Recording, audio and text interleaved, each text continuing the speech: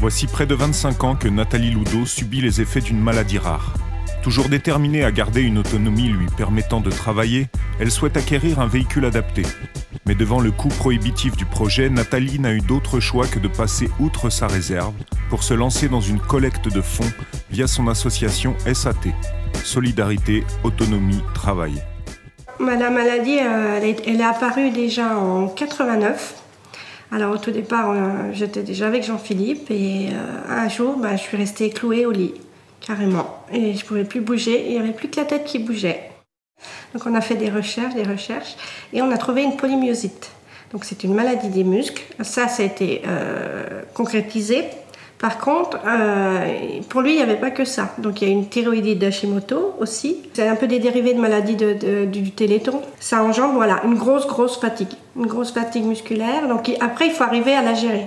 Auparavant, c'est que j'étais touchée jusqu'au bas de la colonne. Mais là, ça fait 2 ans où ça engendre vraiment plus au niveau des bras, où je ne peux plus lever mes bras comme auparavant.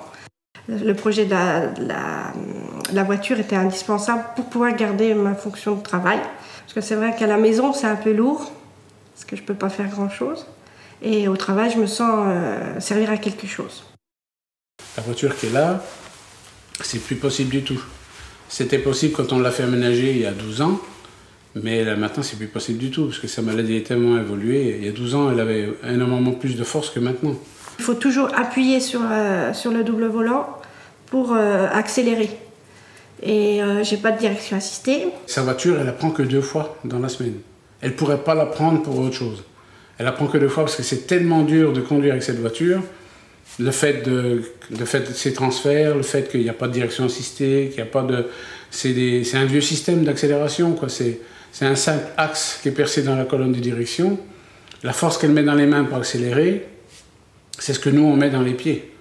Donc, elle monte dans sa voiture, elle laisse son fauteuil dans le garage, elle met les freins et puis elle part. Elle a une de ses collègues ou un de ses collègues qui viennent la chercher avec le fauteuil électrique qui était cédé par l'ancienne entreprise à sa nouvelle entreprise.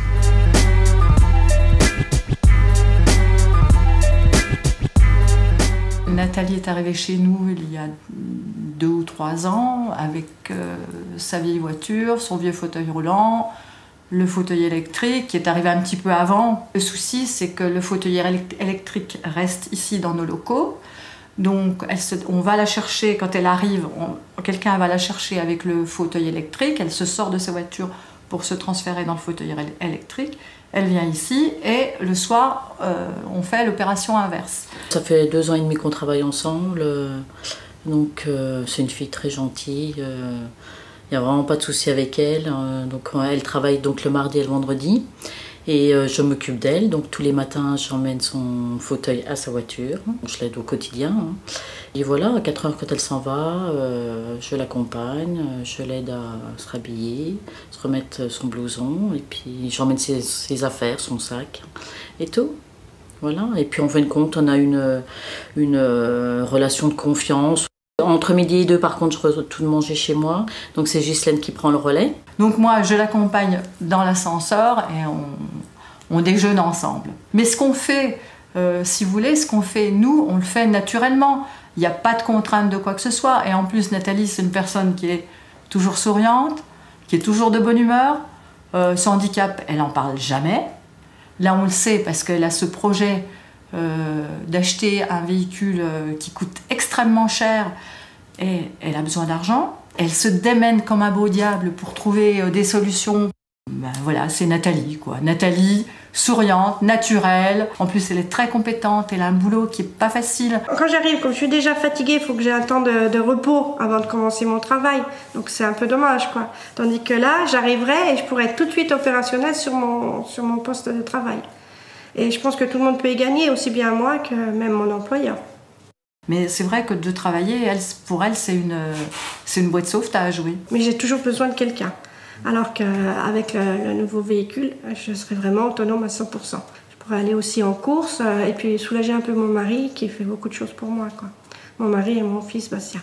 Je l'aime, c'est pas un calvaire pour moi, je le fais naturellement.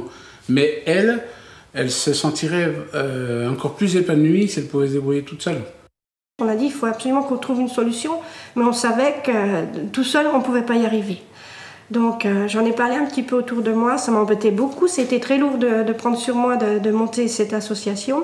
Bon, Nathalie, c'est quelqu'un que je connais depuis toujours, puisqu'on est tous les deux originaires de Genelard, du village. Donc quand elle a fait part de son projet de monter cette association pour financer son nouveau véhicule, bon, c'est quelque chose que j'ai bien évidemment accueilli avec bienveillance, puisque compte tenu du coût relativement important de cet achat et puis des faibles possibilités de subventions et d'aides qui sont apportées à ce type d'achat, c'était important qu'on puisse l'accompagner et l'aider.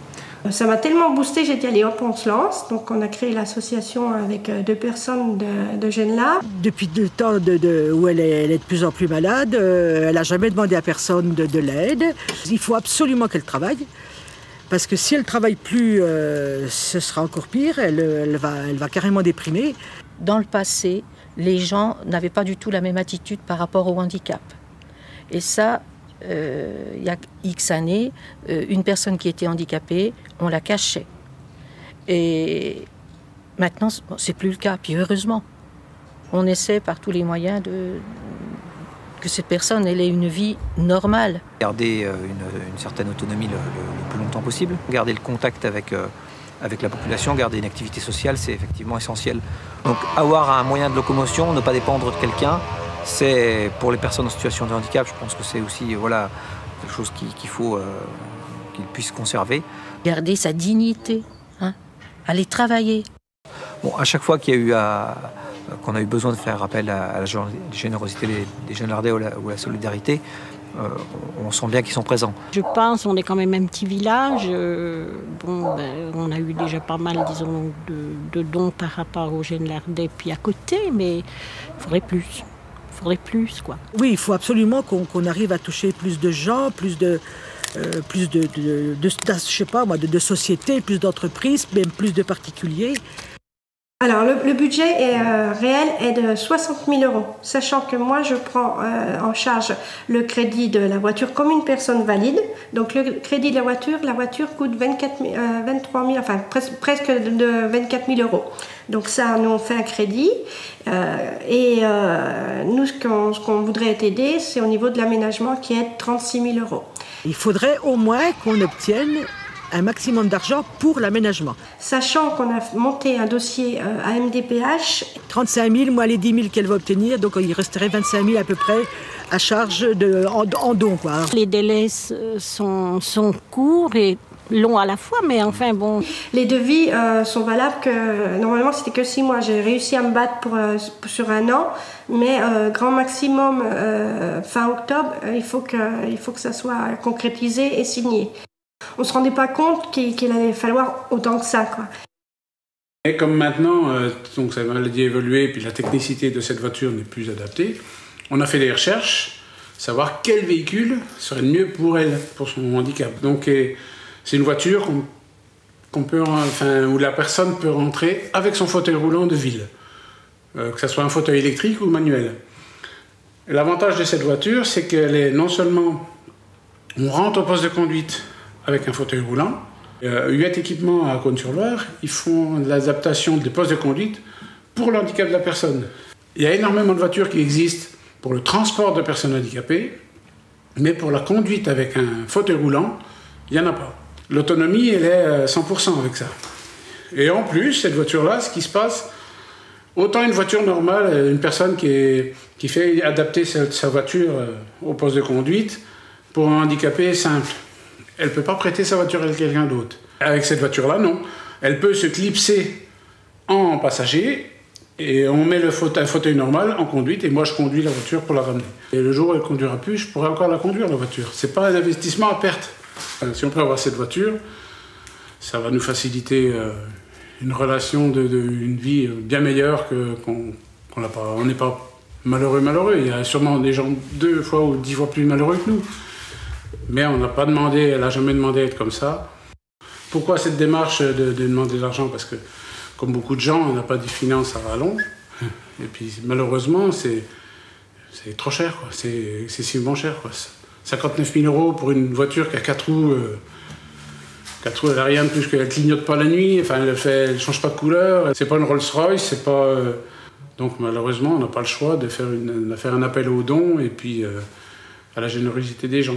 Je demande à tout le monde une grande solidarité pour me venir en aide. Et même par des petits dons, je veux dire, ça fait du bien. Et c'est même pas que l'argent, c'est les petits mots qu'il y a avec, qui font énormément de bien.